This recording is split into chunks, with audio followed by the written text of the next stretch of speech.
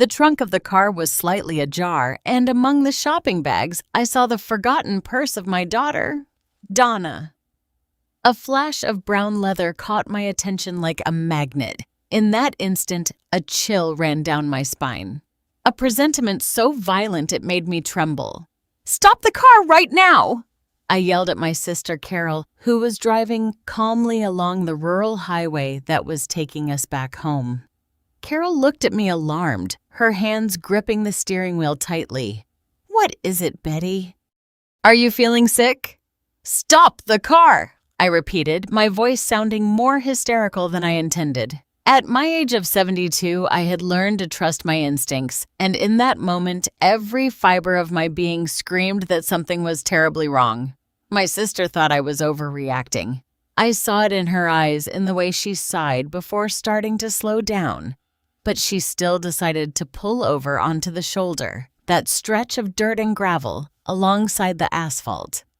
That was the decision that saved our lives, because inside the purse was something that would change everything I thought I knew about my own family. We had spent 3 days in the city. Carol and I, 2 older sisters, taking advantage of a trip to handle banking matters, visit doctors, and enjoy those small urban luxuries we did not have back home. The return journey was always more relaxed than the trip there. Carol drove with the calm that comes from years of experience, humming old songs while the afternoon sun painted the landscape in golden tones. We had been on the road for about 1 hour when I decided to get more comfortable. I stretched a little, turned my neck to relieve the tension, and it was then my eyes fell on the space between the back seats and the trunk. The purse. That object that shouldn't be there, forgotten among our belongings like a time bomb waiting to explode. My heart started beating faster. Donna, my only daughter, had visited us the day before at the hotel. She had insisted on helping us organize the groceries in the trunk. I remembered her smile, her kisses on my cheeks, her affectionate words. "Mom, drive carefully. You know, this road can be dangerous at night."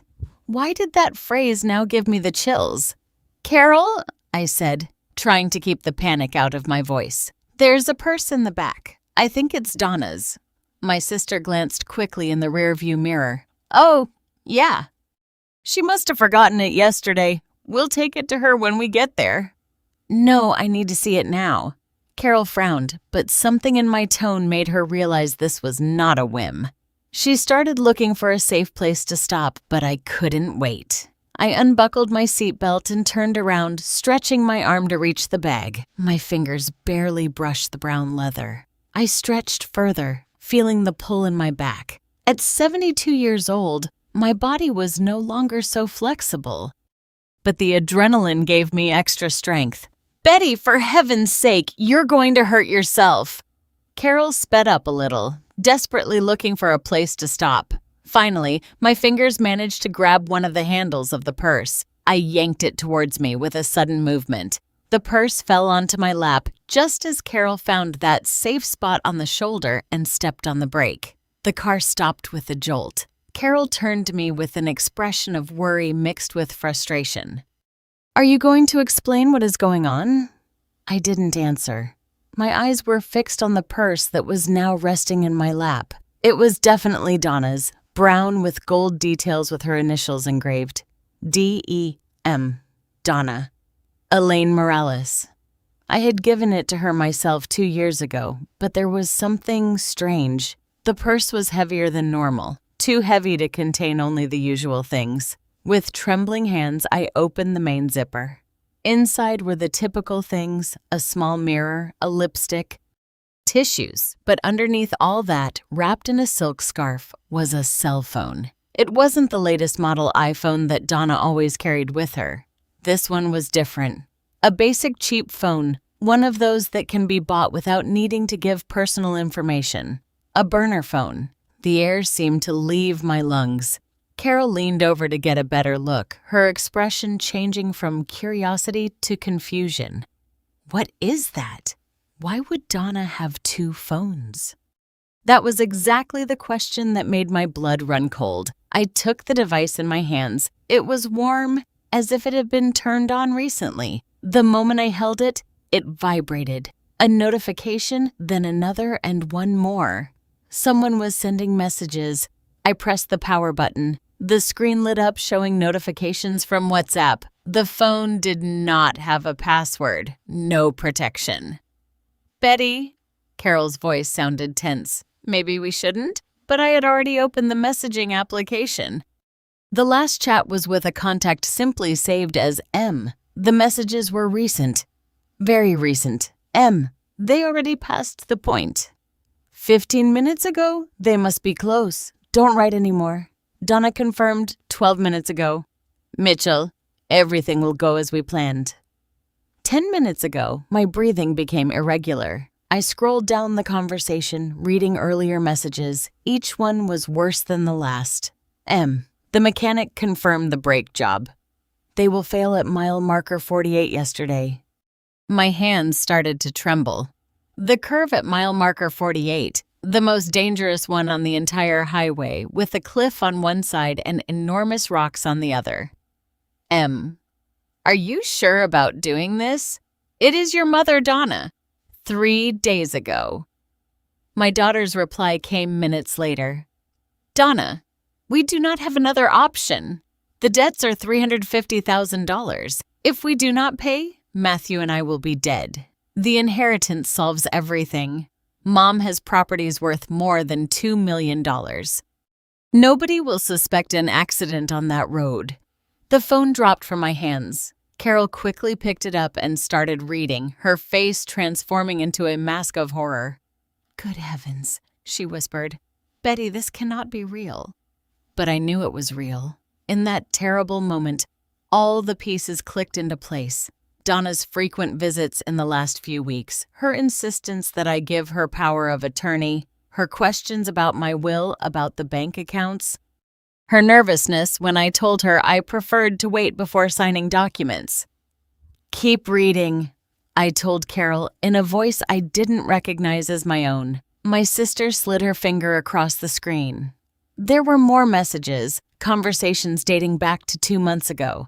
There were photographs of documents Donna had secretly taken. My will, bank statements, property deeds. Betty, we have to call the police. Carol was already looking for her phone. This is attempted murder. No, not yet. What do you mean? No, your daughter is trying to kill you. She was right.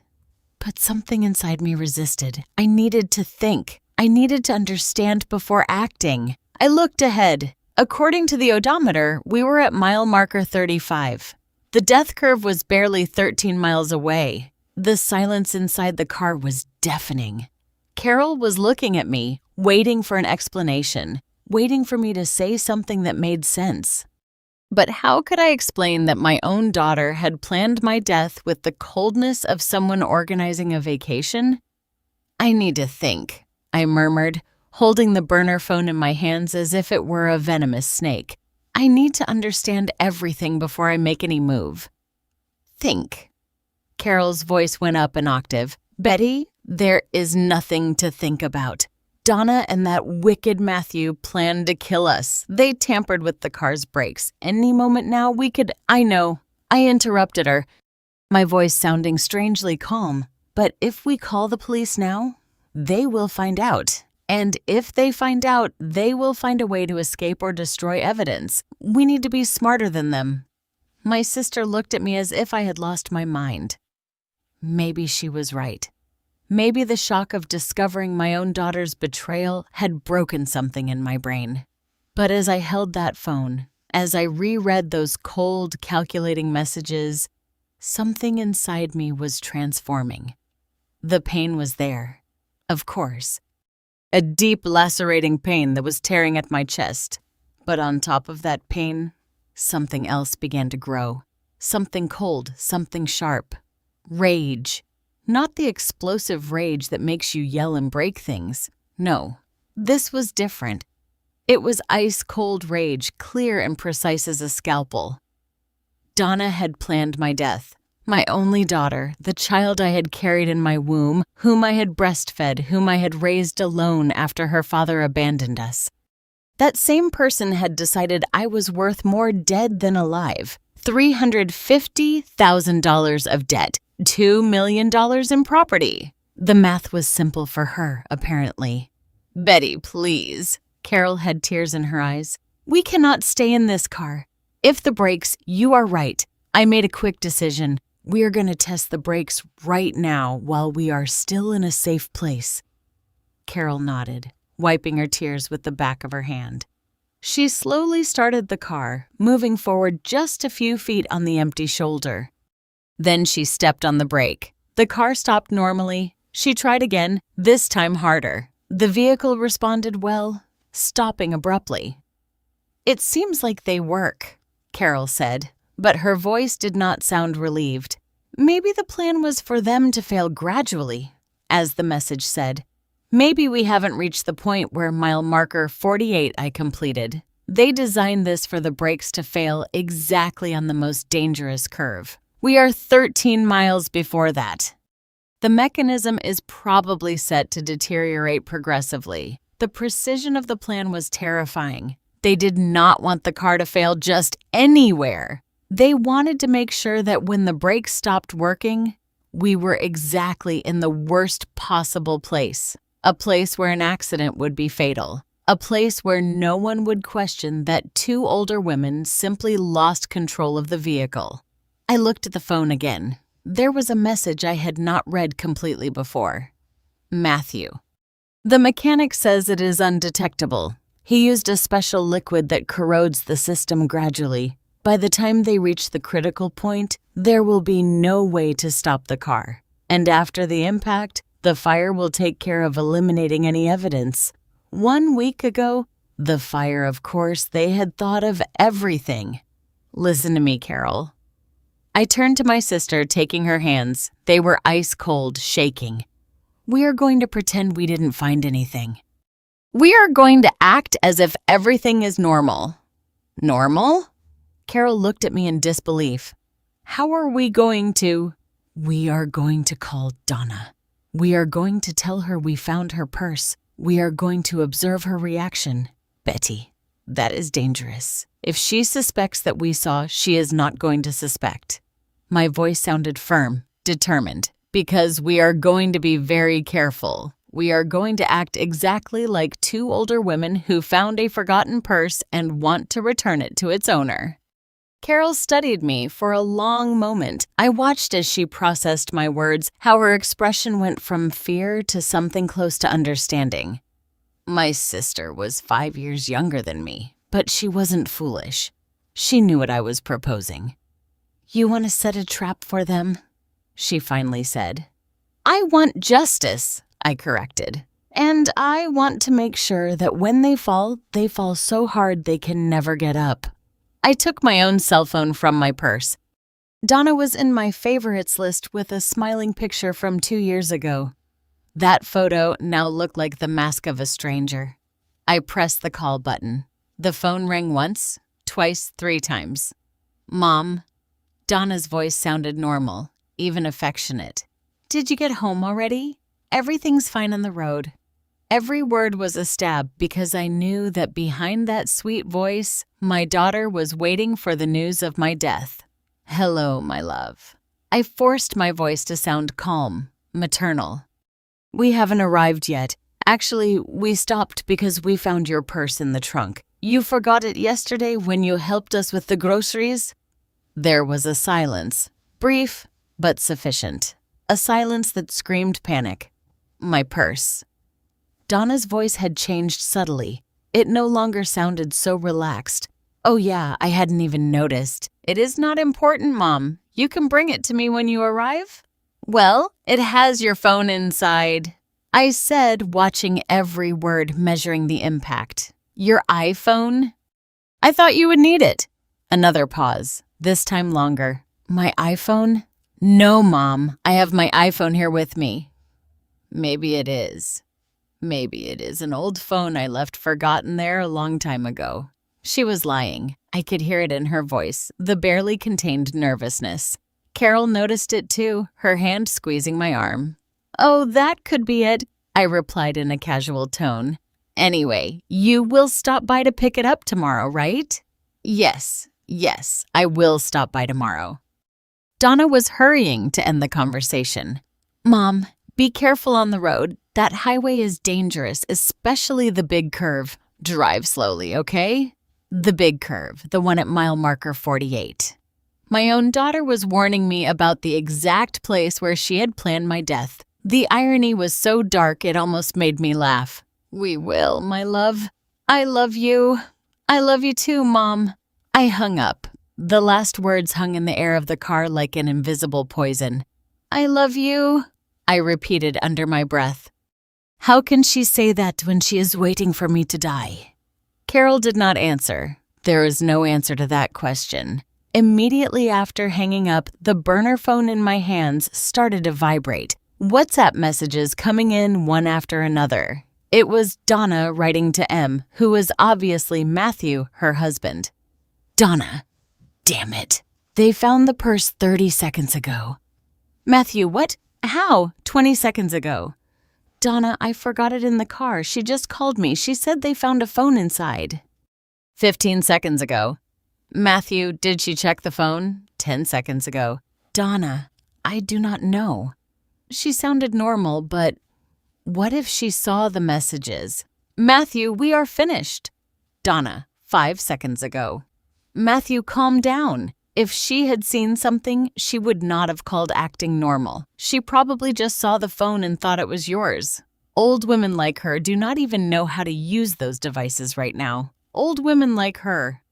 Carol read that message over my shoulder and choked back an indignant gasp. I remained silent, but something inside me hardened even more. Matthew, the man who had entered my family 10 years ago, the man I had welcomed like a son, called me an old woman while planning my murder. "Donna, what do we do now?" "Matthew, we stick with the plan. If she suspected anything, she would have turned around or called the police. The fact that they are still on the way means she does not know anything. In less than 1 hour, everything will be over. In less than 1 hour, everything will be over." I looked at the car clock. It was at 4:37 in the afternoon. According to their calculations, by 5:30 I would be dead. Carol, too. 2 victims of a tragic car accident on a rural highway known for being dangerous.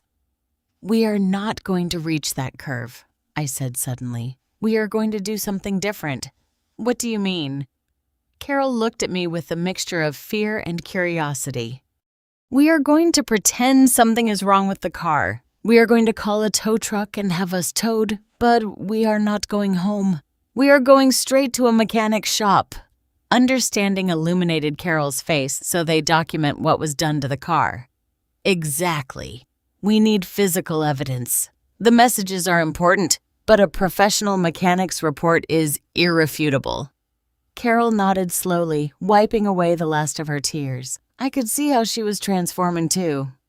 The initial shock was giving way to something stronger. We were in this together. 2 sisters against the world, or more specifically, against my own daughter. Carol started the engine again, but this time we did not move forward. Instead, she turned the wheel and started turning around, driving away from the direction we were heading, driving away from mile marker 48, driving away from the death my daughter had planned in such detail. "There is a mechanic's shop in the town we passed 1/2 hour ago," Carol said, her voice now firm and decided. "The owner is Brandon. Do you remember him? He was a schoolmate of your late husband. He is trustworthy." I nodded vaguely, remembering a stocky man in his 60s who had always been kind to me the few times we had crossed paths. Trust. That word now had a completely different meaning for me. I had trusted Donna all my life, and look where that trust had led me. The burner phone vibrated again. More messages between Donna and Matthew. "Donna, what if we check the car ourselves to make sure everything is still in place?" "Matthew, we cannot risk being seen near their house or on the highway. We already did our part visiting her yesterday. Any strange movement now would raise suspicion if something goes wrong. Donna, you are right. God, I am so nervous. I cannot stop thinking about Matthew. Do not think. Just wait. In 1 hour, the police will call reporting the accident. We will act surprised, devastated. We will go to the scene. We will cry. We will do everything that is expected of a grieving relative. Donna, what if they survive? My daughter's question chilled my blood. There was no hope in those words. She was not asking with relief. She was asking with fear that her plan would fail. Matthew, they will not survive. The mechanic was very clear. At the speed the car will be going and with the weight of the vehicle, the fall will be at least 50 meters. No one survives that. And if by some miracle they do, the fire will take care of the rest. I closed my eyes, feeling nauseous. Carol noticed my paleness and reached out a hand to touch my arm. Do not read anymore, Betty. We have seen enough. But I needed to see. I needed to understand the extent of the betrayal. I kept scrolling down the messages, finding conversations from days earlier. There was a message from 1 week ago that caught my attention. Donna. I spoke with the lawyer. Once we have the death certificate, we can start the inheritance process. Since I am the only child and I have power of attorney over some accounts, access to the funds will be almost immediate, at least to $500,000. Matthew, perfect. With that, we pay the loan sharks and we have enough left over to disappear for a while. When we return, we will inherit the rest and no one will suspect anything. Donna, you think it will work? Matthew, it already worked before. I froze, staring at that last line. It already worked before. What did that mean? Had they done this before? Had Matthew killed someone else? Carol, reading over my shoulder, gasped, Betty, that man is a murderer. I kept looking, my fingers trembling as I slid the screen. I found the conversation that explained everything. It was from 3 months ago, Matthew. My mother died exactly the way I planned for yours to die. Car accident. No one suspected anything. I inherited everything. That is how I got the money for our wedding. Donna, you killed your own mother. Matthew, I did what was necessary. She was old, sick, she was going to die anyway in a few years. I just accelerated the inevitable and secured our future. Now we will do the same with Betty. Think about it. Your mother is 72 years old. How many more years do you think she will live? 5? 10? Is it worth waiting and risking losing everything because of our debts? Donna, I do not know. He is my mother. Matthew, she is an obstacle, nothing more. Love does not pay debts of $350,000. Love does not stop the loan sharks from breaking our legs. Or worse, your mother is our only way out, Donna. Okay, we will do it. Okay, we will do it. 2 words that sealed my death sentence my daughter had chosen. Between her mother and the money, she had chosen the money. Between my life and her comfortable life, she had chosen hers. The car stopped abruptly, and I realized we had arrived at the mechanic's shop. It was a modest building with a large open gate where several vehicles in different states of repair could be seen. A hand-painted sign read, Bonds Auto, trusted repairs since 1985. A man in grease-stained overalls came out when he heard the engine. It was Brandon, now with more gray hair than I remembered, but with the same kind expression on his face. Carol, Betty. His smile faded when he saw our faces. What happened? Are you two all right? Carol got out of the car first, approaching him. I got out more slowly, still holding the burner phone in my hand. My mind worked quickly, calculating what to say, how to explain without revealing too much yet. Brandon, we need your help, I said, my voice sounding calmer than I felt. We need you to check the brakes on this car right now, and we need you to document everything you find. The mechanic frowned, looking at the vehicle. Are you having brake problems? Did you feel anything strange while driving? Not exactly, Carol intervened. but we have reason to believe that someone may have tampered with the braking system. Brandon looked at us with an expression that mixed surprise and concern. It was not a common request. People did not show up at a shop asking for sabotage to be documented. "That is very serious," he said slowly. "If someone altered the brakes of a vehicle. We are talking about attempted homicide. You should call the police." "We will," I assured him. "But first, we need solid evidence. Can you help us?" Brandon studied me for a long moment. Then he nodded. "Sure, give me a few minutes. I'm going to put the car on the lift and check it completely. If there's anything out of place, I will find it." While he was preparing, Carol and I sat in a small waiting room with plastic chairs and old magazines. The smell of motor oil and gasoline filled the air. Normally it would have bothered me, but now I barely noticed it. My mind was elsewhere, processing everything I had discovered. Donna had not only planned my death, she had married a man who had killed his own mother. How had I not realized? How had I been so blind? I remembered the wedding 10 years ago. Donna, radiant in her white dress. Matthew, handsome and charming, telling me how his mother had tragically died in a car accident just before they met. He had cried telling me that story. Fake tears.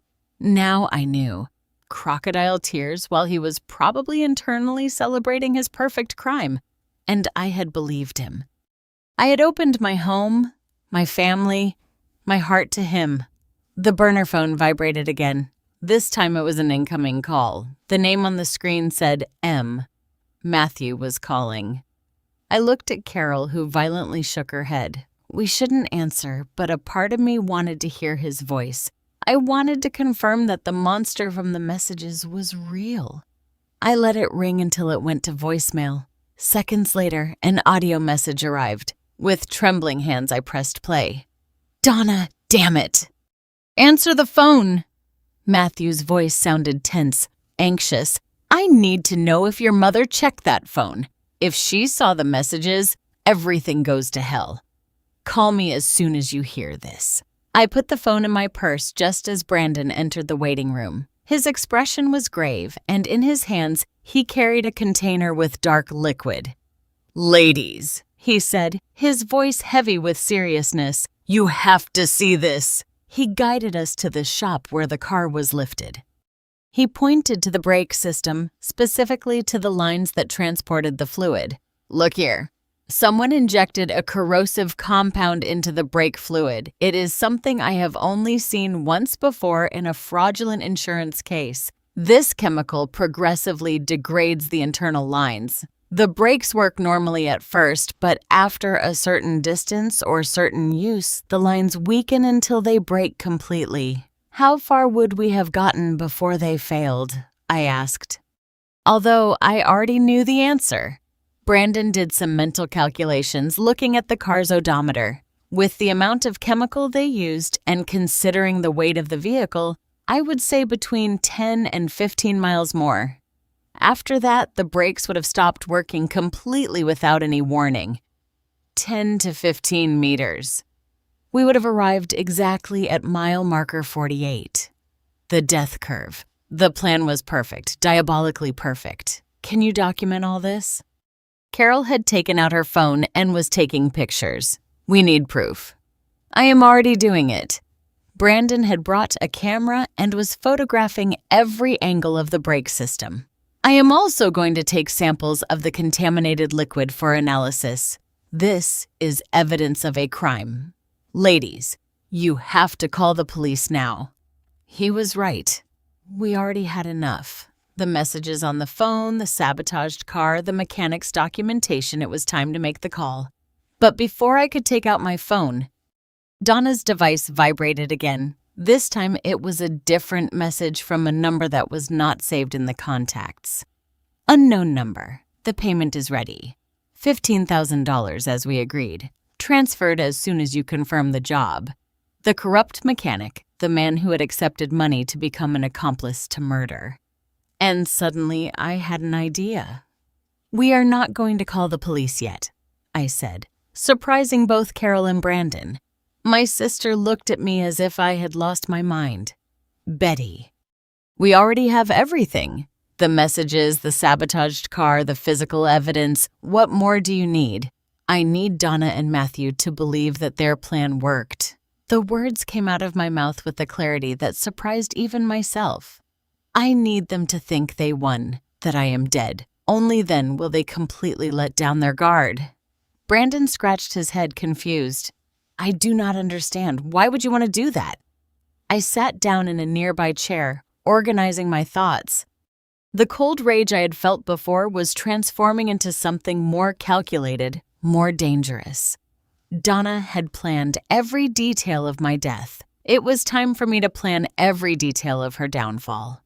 Because if we call the police now, they will get a good lawyer. They will say the messages are fake, that someone else has access to that phone. Matthew is smart. He had done this before. He will find a way to plant reasonable doubt. Carol sat next to me, taking my hand. What are you thinking, sister?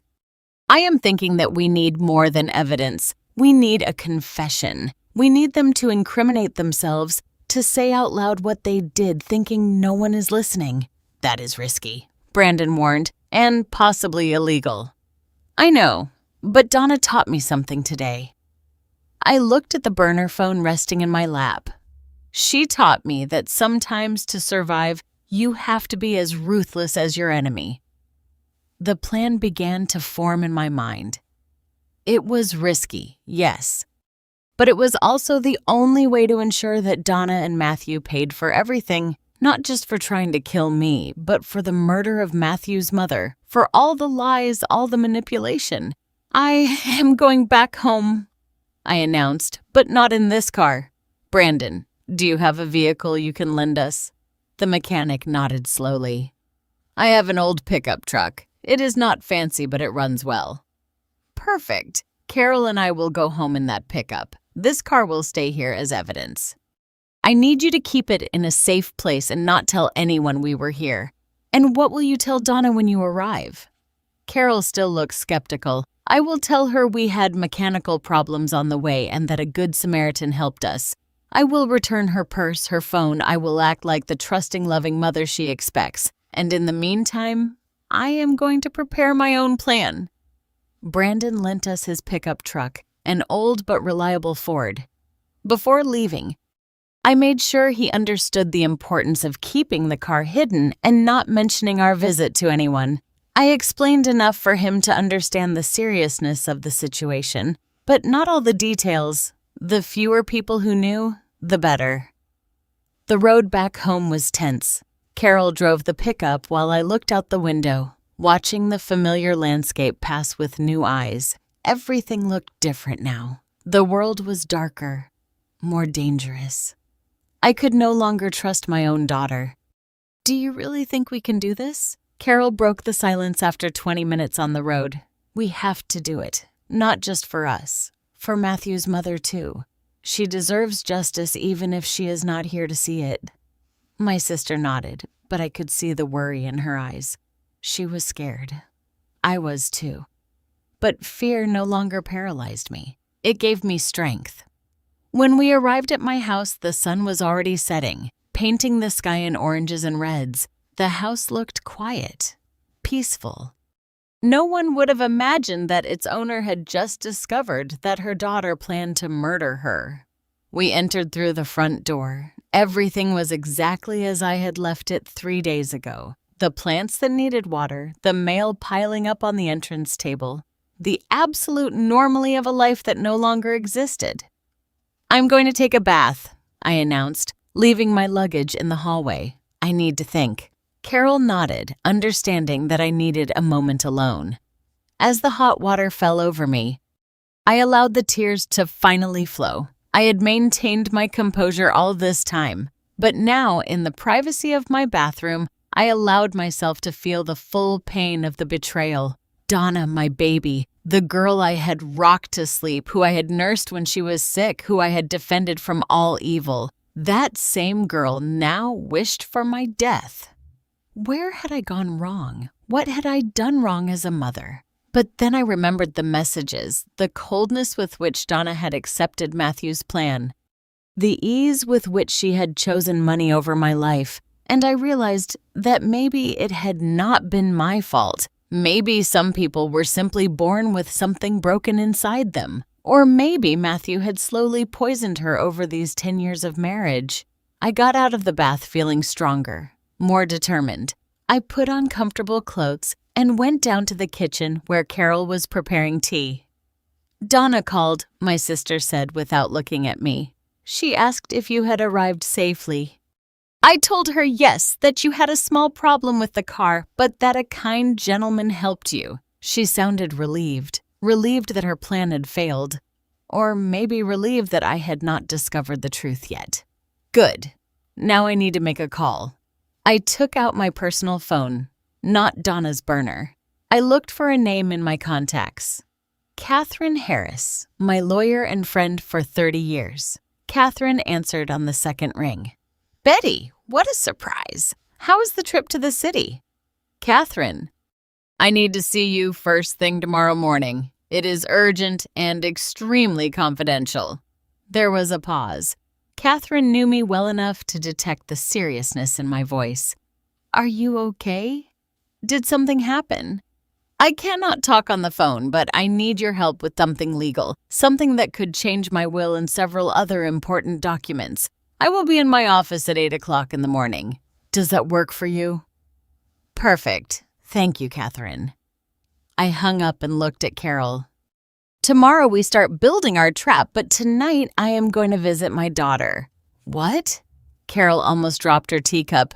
"Betty, that is dangerous.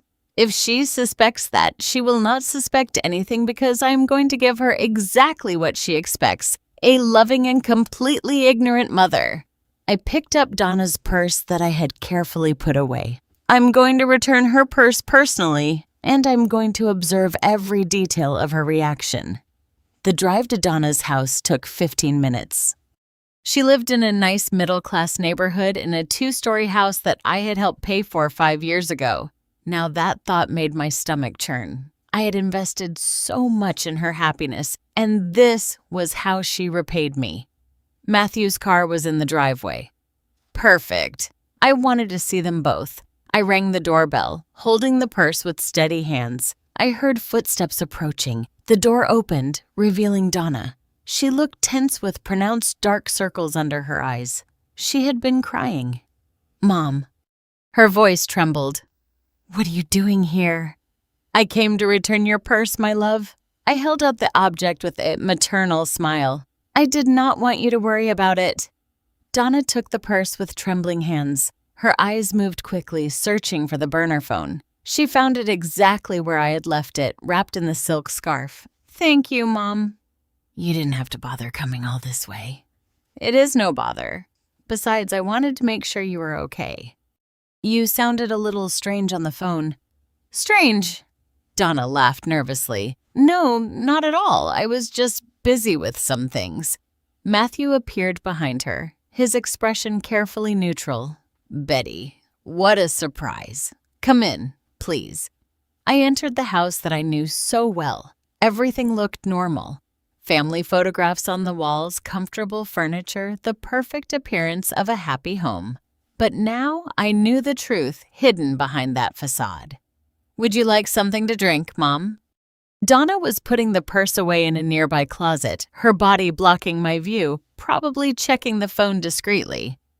"No, thank you. I just wanted to drop this off and go back home. It has been a long day."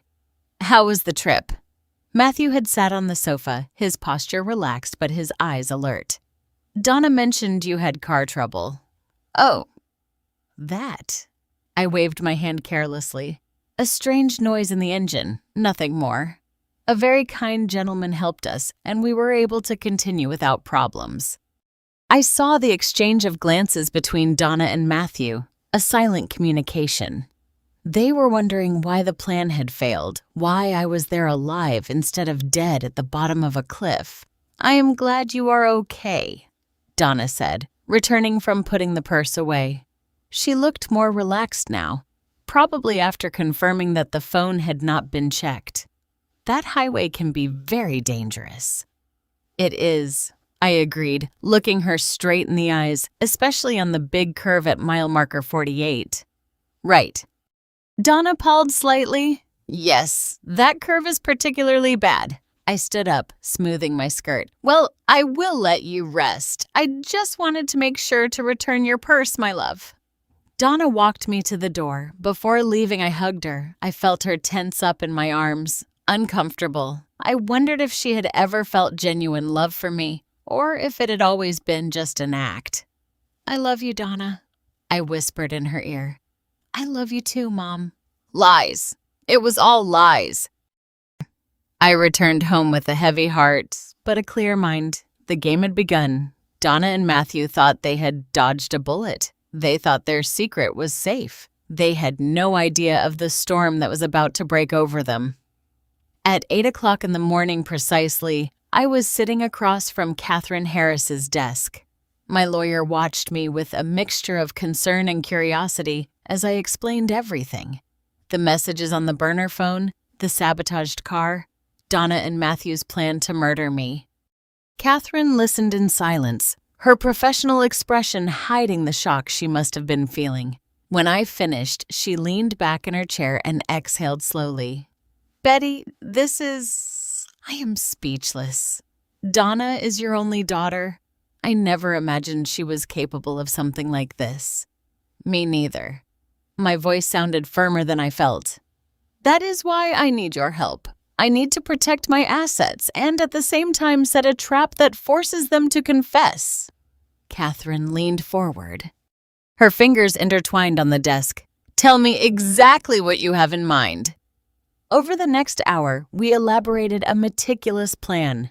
First, Catherine would draft a new will that would completely remove Donna as an heir. Everything would pass to a charitable foundation we would create specifically for this purpose. Second, we would revoke any power of attorney Donna might have over my accounts or properties, but we are not going to register these changes immediately, I explained. We're going to date them for today, but we will keep them locked up in your safe. If something happens to me, they automatically go into effect. That is smart, Catherine admitted. But there is something else you need to do. You need to transfer your liquid assets to new accounts that Donna does not know about. If she has access to your banking information, as you mentioned she does, she might try to drain those accounts before we can act. She was right. Over the next 2 hours, with Catherine's help, I opened new bank accounts and transferred my savings. It was $800,000 in total, accumulated over a lifetime of work and sacrifice. Money that Donna had taken for granted would be hers. Now comes the tricky part, Catherine said, printing the documents for me to sign. You said you want them to confess. How do you plan to achieve that? Donna believes I am a silly old woman who does not know how to use technology. A cold smile appeared on my face. I'm going to use that belief against them. I'm going to invite them to dinner at my house, and I am going to record the entire conversation. Catherine frowned. Recordings without consent may not be admissible in court depending on the circumstances. Then we will make sure the circumstances are the right ones.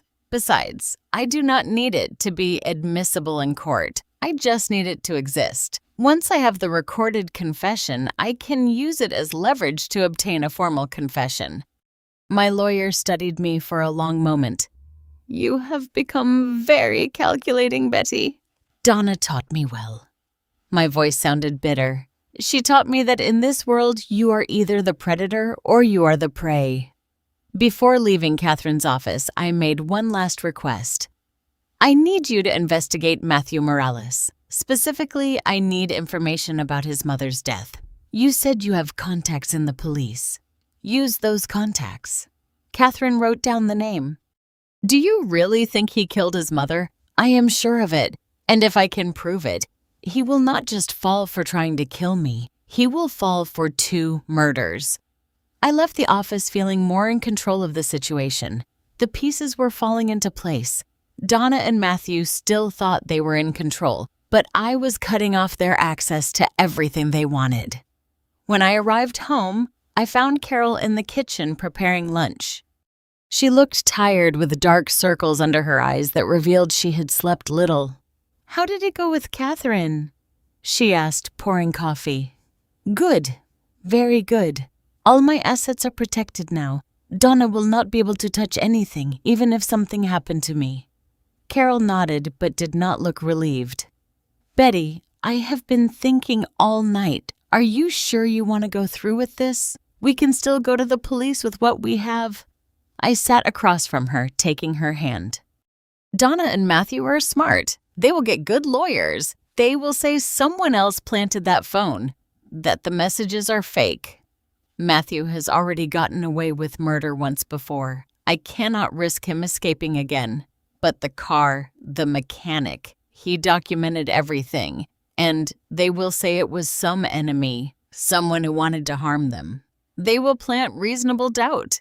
But if I have them confessing on tape, admitting their crimes in their own voices, I left the sentence unfinished.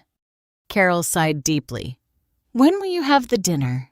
This weekend. I will tell them I want to celebrate that we arrived safely from the trip. It will be ironic, don't you think? My sister did not smile at my attempt at black humor. This could be dangerous if they suspect anything. They will not suspect because I am going to continue being the trusting, loving mother, the silly old woman who does not know anything. The rest of the week passed in a kind of surreal normally. Donna called me twice asking how I was if I had taken the car to be checked after the mechanical problem.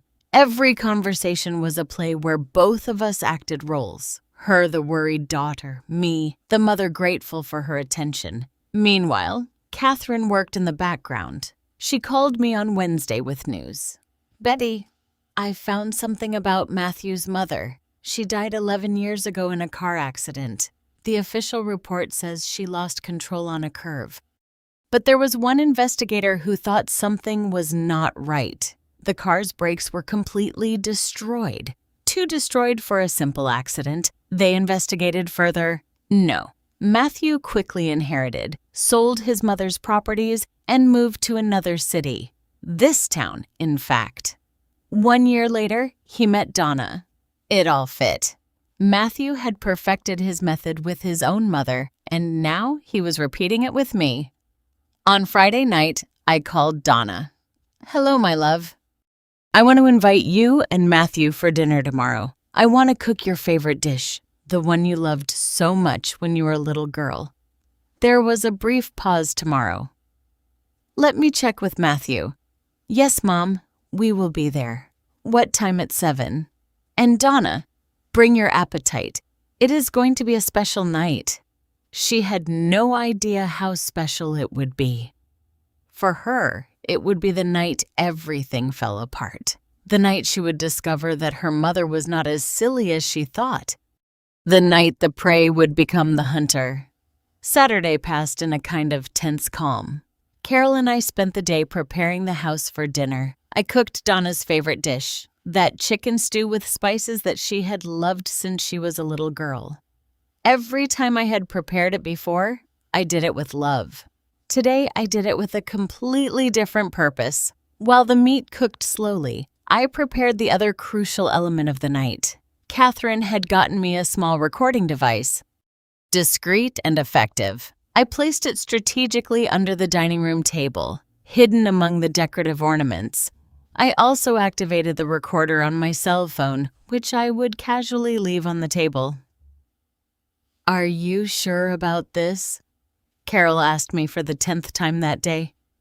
She was nervous, twisting a dish towel in her hands. Completely sure.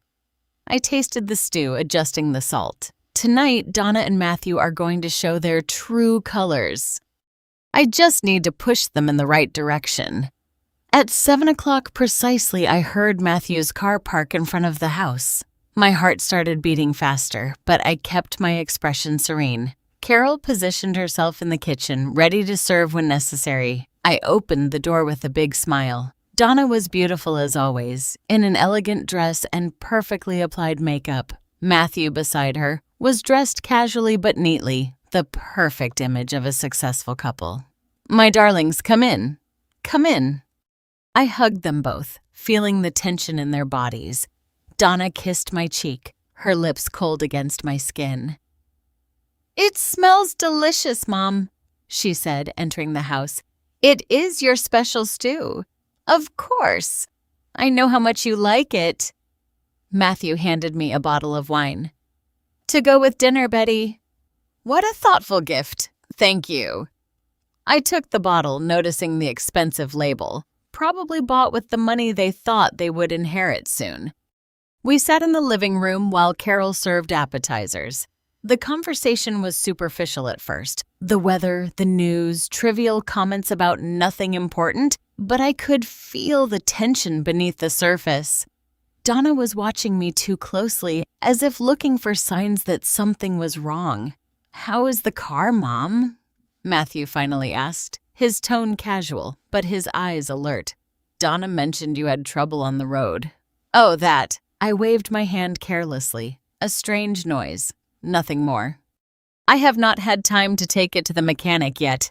I saw the exchange of glances between them. Confusion, concern. They were wondering why the car had not failed as they planned. "You should have it checked soon," Donna insisted. "Old cars can be unpredictable." "You are right, my love. I will do it next week." Carol announced that dinner was ready. We moved to the dining room where I had set the table with my best china. My cell phone rested innocently near my plate, its recorder active. The device under the table waited silently. While serving the stew, I decided to start planting the seeds of my plan. "You know, I have been thinking a lot this week about the future," I said casually. "At 72 years old, you cannot help but think about these things." Donna tensed immediately. "Mom, do not talk like that. You have many years ahead of you." "Maybe, maybe not." I took a sip of wine. "Anyway, this week I went to see Catherine. We made some adjustments to my legal documents." The silence that followed was palpable. Matthew stopped eating, his fork suspended in the air. Donna looked at me with wide eyes. "What kind of adjustments?" Donna's voice sounded forcedly casual. "Oh, nothing dramatic. I just wanted to make sure everything was in order. The properties, the bank accounts, the will." I smiled sweetly. "You never know when you're going to need these things, right? You changed your will." Matthew leaned forward momentarily, forgetting his act as the disinterested son-in-law.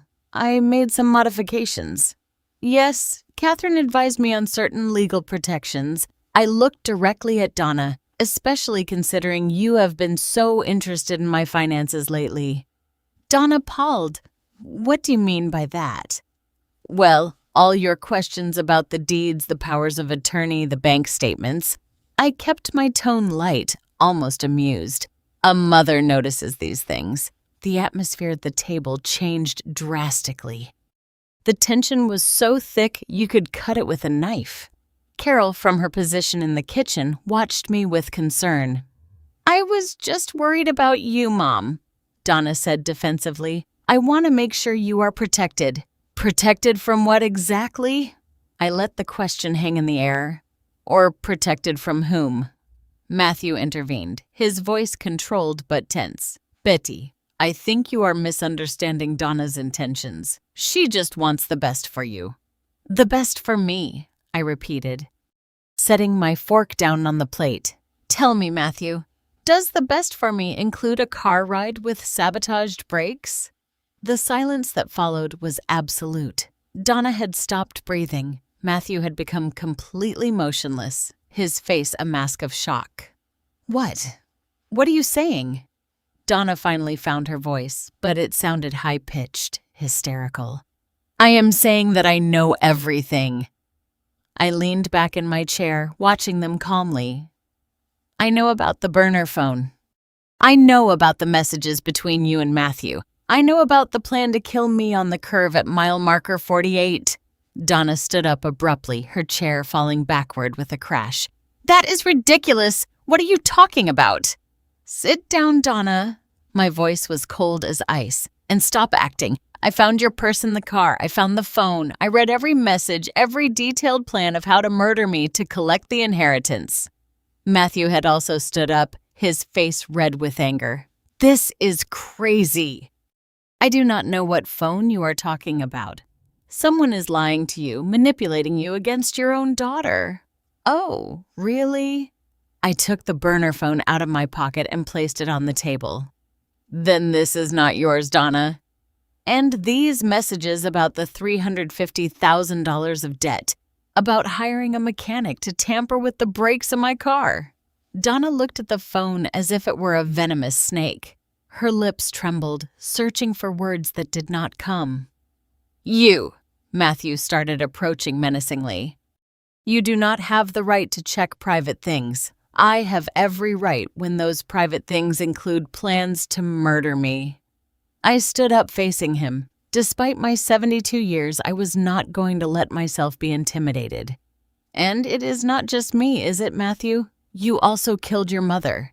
The same method, the same plan. You thought no one would find out. Matthew's face completely transformed. The mask of the charming son-in-law disappeared, revealing something dark and dangerous underneath. You do not have proof of anything, he spat the words. That phone could be anyone's. The messages could be fake. But they are not, my voice remained firm. And I have more than the phone. I have the car. I took it to a trusted mechanic. He documented everything. The corrosive chemical in the brake system, the exact plan for them to fail at mile marker 48. Donna began to cry, great sobs that shook her body. Mom, please, you have to understand, we were desperate. The loan sharks were going to kill us if we did not pay. We did not have a choice. You did not have a choice. The rage finally filtered into my voice. Your only choice was to murder your own mother. Do you know how many times I helped you when you had money problems? How many times I paid your debts, your whims, and this is how you repay me? You do not understand, Donna screamed. This time it was different. It was too much money. And you have so much, Mom. $2 million in property. Why do we have to wait until you die naturally? There it was, the confession I needed, perfectly recorded on 2 different devices. Donna's words hung in the air like poison. Carol had come out of the kitchen, watching the scene with horror. Matthew had realized too late what Donna had just admitted. Shut up! He hissed at Donna, grabbing her arm. Do not say anything else. But the damage was done. Donna collapsed into her chair, crying uncontrollably. The whole facade of the worried daughter had crumbled, revealing the greed and desperation underneath. Too late for silence, I said, my voice heavy with a calmness I did not feel. You already confessed, and every word was recorded. Matthew turned to me, his eyes narrowed. Recorded. I pointed to my cell phone on the table. Modern technology, Matthew.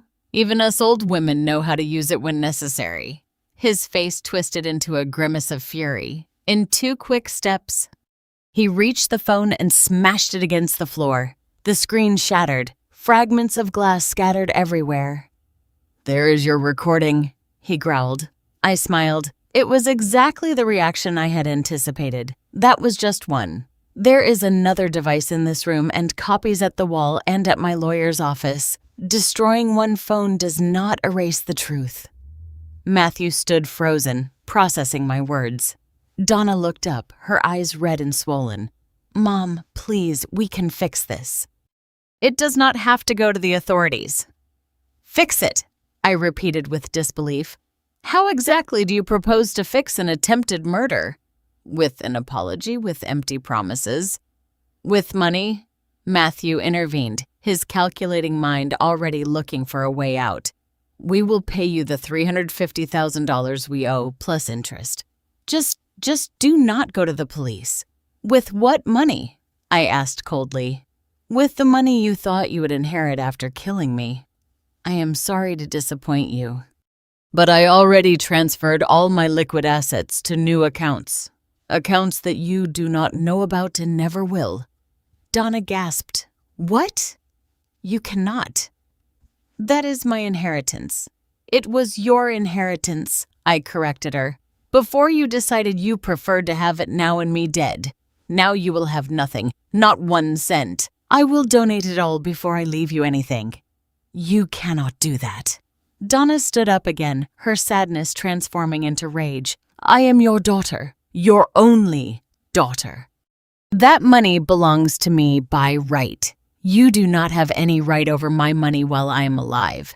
And thanks to discovering your plan, I am going to be alive for many more years. I approached her, looking her straight in the eyes. Do you know what is the saddest thing about all this, Donna? That if you had come to me, if you had told me about your debts, about your problems, I would have helped you like I always did. You would not have given $350,000, she murmured. Maybe not the whole sum at once. But we would have found a solution. We would have talked to the loan sharks, set up a payment plan. We would have solved it together as a family. My voice cracked slightly. But instead, you chose to kill me. Matthew began to pace back and forth like a caged animal. This is your fault, he hissed at Donna. I told you to check the purse before leaving the hotel. I told you to make sure not to leave anything compromising. Now you blame me, Donna yelled back. You were the one who proposed all this. You were the one who said it was the only way because you would not stop crying about the debts because you wanted to maintain this lifestyle we cannot afford. I watched them fight, blaming each other, revealing the cracks in their relationship. Carol approached me, taking my hand in a gesture of silent support. Enough, I finally said, my voice cutting through their argument. Your marital problems do not interest me.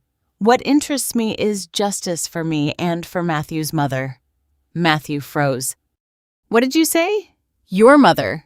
The one you also killed 11 years ago using exactly the same method.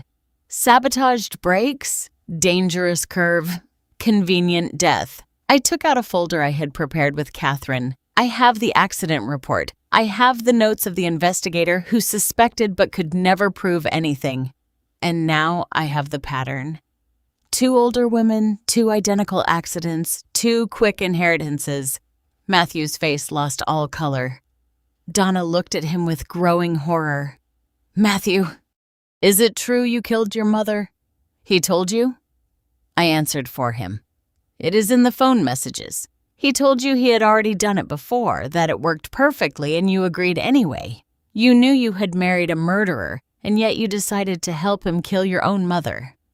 Donna put her hands to her mouth, nausea evident in her expression. But I did not know if it was because of Matthew's crime or because of being caught. This is over, Matthew suddenly declared. His voice had changed, becoming cold and calculating again. You do not have real proof about my mother. That case was closed years ago. And about the car, we will hire experts to show that the damage could have been accidental or caused by third parties. And Donna's recorded confession. I raised an eyebrow. She was under emotional pressure. Any lawyer will dismiss it as unreliable. We will say you manipulated her, that you confused her. He approached dangerously. You are an old woman, Betty.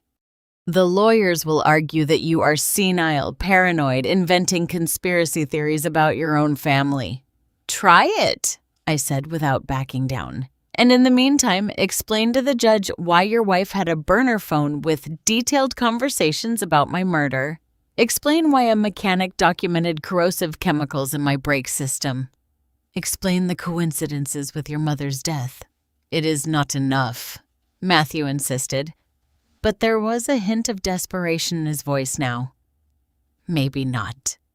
But it will be enough to ruin your lives, even if you do not go to prison. And believe me, I will do everything possible to make sure you do go.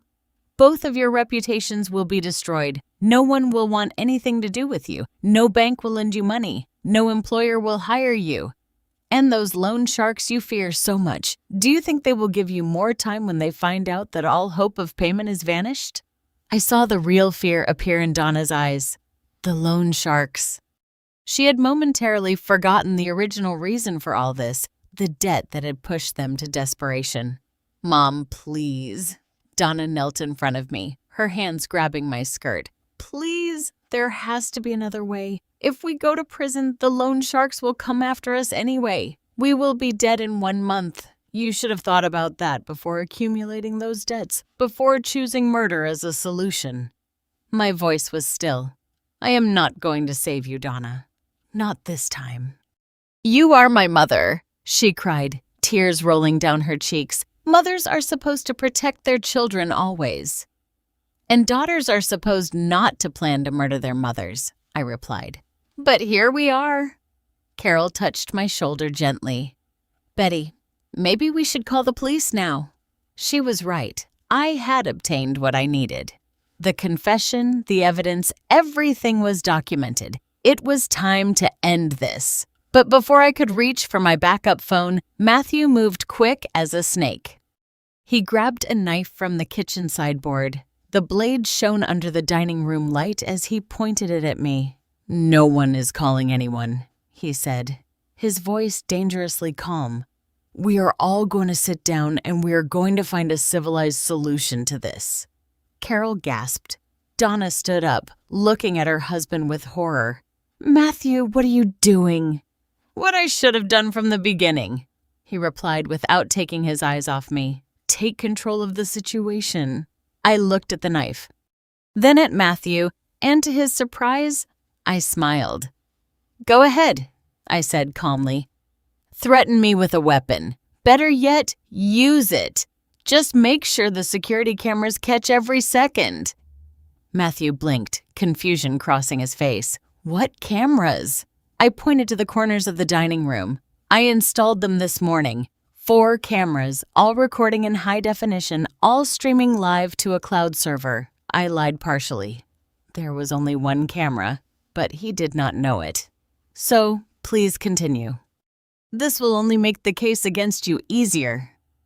The knife trembled in Matthew's hand. His eyes moved frantically, searching for the cameras I had mentioned. He found one discreetly mounted in the upper corner of the dining room. His face crumbled as he realized that every movement, every threatening word had been captured. This is a trap, he whispered, the knife slowly falling.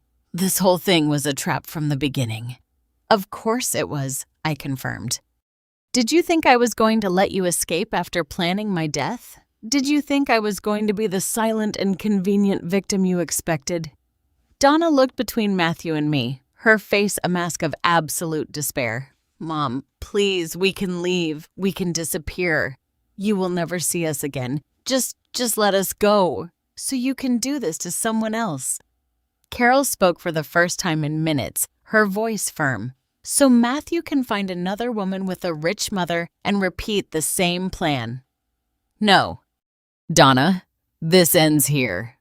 Matthew dropped the knife completely, the metal clanging against the wooden floor. He let himself fall into a chair, his head in his hands. We are finished, he murmured. Completely finished. Finally you understand, I said. I reached for my backup cell phone, the one I had kept in my pocket throughout dinner. Now, I am going to call the police, and you are going to stay exactly where you are. Wait, Donna approached, but Carol stood between us. Mom, wait. If you are really going to do this, at least I need to know one thing. Is there any way you can forgive me someday? Any chance of us being mother and daughter again? I looked at the woman in front of me. The girl I had carried in my womb, who I had raised alone after her father abandoned us. The girl to whom I had given everything, sacrificed everything. And now the woman who had planned my death with the coldness of someone planning a shopping trip. I do not know, Donna, I answered honestly. Right now, looking at you, I do not see my daughter. I see a stranger who chose $350,000 over her mother's life. It was not just for the money, Donna sobbed. The loan sharks said they would do horrible things, that they would find us no matter where we went. Matthew said it was the only way to be safe. Matthew lied as he has lied about everything since he entered our lives, and you chose to believe him instead of trusting me. That was your real choice, Donna. Not between the money and me, between him and me, and you chose wrong. I dialed the emergency number. Before they answered, Donna made one last desperate attempt. The loan sharks will kill us. Do you understand that? If we go to prison, we will be defenseless. They have contacts everywhere. They will find us and they will make us pay in the most horrible way possible. Then maybe you should have thought about that before getting into debt with criminals, I replied without emotion. Or better yet, before thinking that murder was an acceptable solution, the operator answered, 911. What is your emergency? My name is Betty Espinosa. I need to report an attempted murder. The people responsible are here in my house right now. I gave my address in a clear, firm voice. Are you in immediate danger, ma'am? The operator asked. I looked at Matthew, defeated in his chair, and Donna crying on the floor. No, I am not in danger anymore. The police arrived in 15 minutes. 2 patrol cars, 4 officers. One of them, an older man named Officer Miller, knew me from years ago. His expression became increasingly grim as I explained the situation, showing him the burner phone, the recordings, the mechanic's documentation. This is very serious, Betty, Officer Miller said after reviewing the evidence. We are going to need you to come to the station to make a formal statement, and we will need that car as evidence. It is at Brandon's shop. Provide the address. He has all the documentation of the sabotage. The other officers were handcuffing Donna and Matthew. My daughter was crying uncontrollably, begging them to listen, to understand. Matthew, on the other hand, remained silent, his face an impenetrable mask. You have the right to remain silent. One of the officers began reciting his rights. Anything you say can and will be used against you. I watched the scene as if I were outside my body. This woman being arrested was my daughter. She carried my blood. She had grown up in my house, and now I was sending her to prison. Carol hugged me as the officers led Donna and Matthew out of the house. You did the right thing, she whispered in my ear. You did not have another choice. I know, I replied, but that does not make it hurt less. Before they put them in the patrol car, Donna turned to me one last time. Mom, please do not let them do this. I am your daughter. I did not answer. I could not. If I opened my mouth, I did not know if I would scream or cry.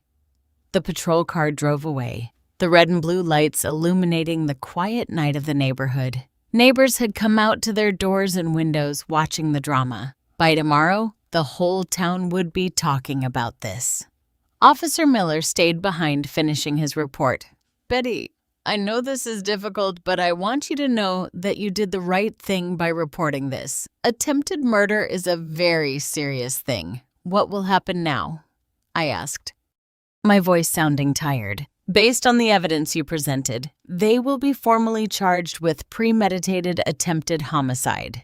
With the recordings, the messages, and the physical evidence from the car, the case is quite solid. We will also investigate the death of Matthew Morales' mother.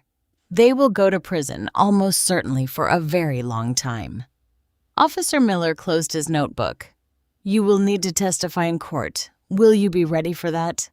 Yes, I replied without hesitation. I will be ready. After everyone left, Carol and I stayed in the silent house.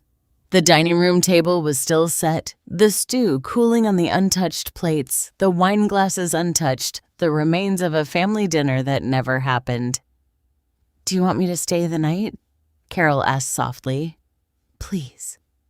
We sat in the living room in silence, processing everything that had happened. I had won.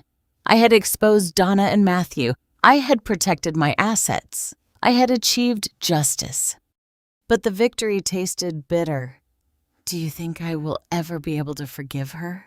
I asked in the dark. Carol took my hand. I do not know, Betty. Maybe with time or maybe not. But what I do know is that you did what you had to do to survive, and that is not something you should feel guilty about. My phone rang. It was Catherine. Betty, I just heard. Are you okay?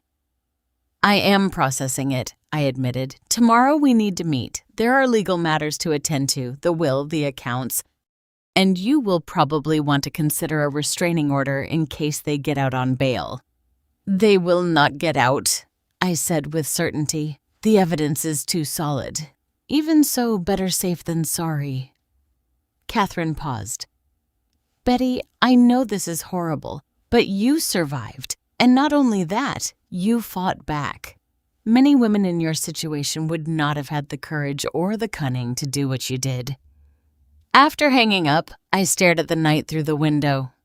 Somewhere in this city, Donna was in a cell, facing the consequences of her actions.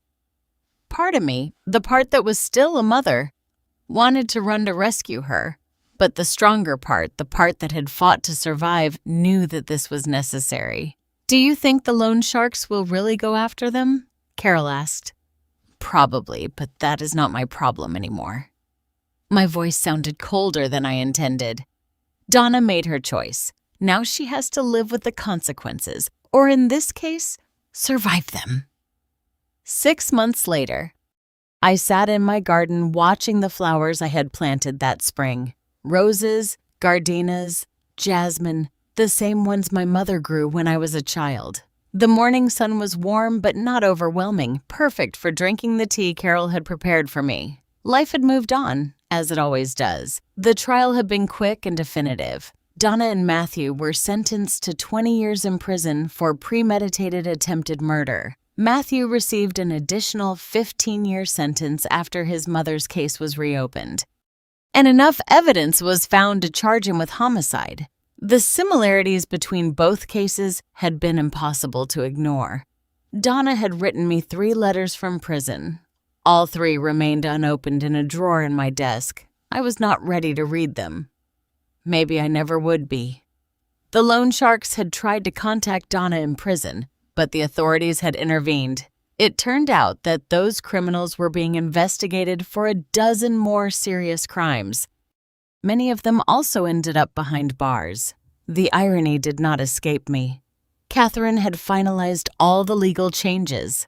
My new will established a charitable foundation that would help older women who were victims of financial abuse by family members. It was a cause I now understood too well. Donna's name had been completely removed from all my legal documents. More tea. Carol appeared with the teapot, interrupting my thoughts. Please? I extended my cup. My sister had moved in with me after everything that happened. Neither of us wanted to be alone, and her company had been a balm for my wounded soul. Together, we had begun to rebuild a life that did not revolve around pain and betrayal. This arrived today. Carol handed me an envelope. It was from the state prison. Another letter from Donna, the 4th. I held it in my hands, feeling the weight of the paper. Part of me wanted to open it, wanted to know what my daughter had to say after 6 months of confinement. But the other part, the part that was still healing, knew I was not ready. Are you going to read it? Carol sat down next to me. Maybe someday. I put the letter in the pocket of my robe, but not today.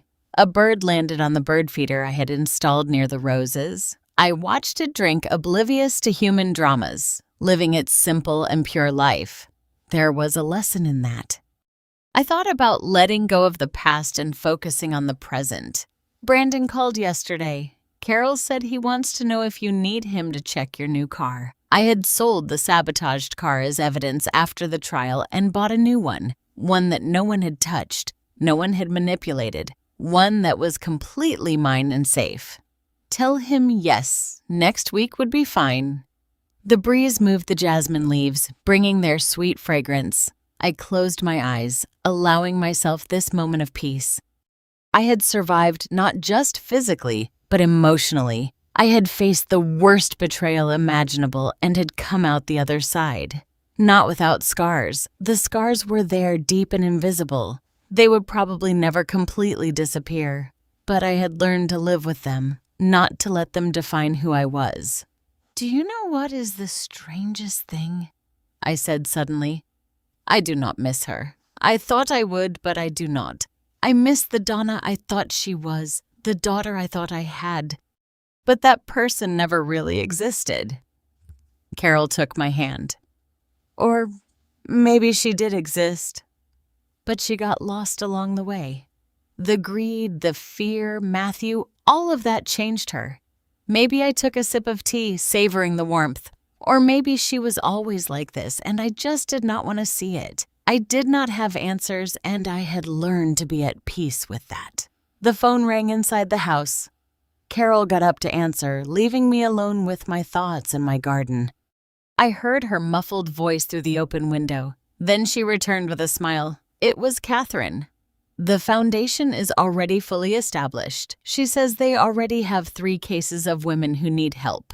I smiled for the first time in what felt like years. Something good was coming out of all this pain. Other women would not suffer in silence as I almost did.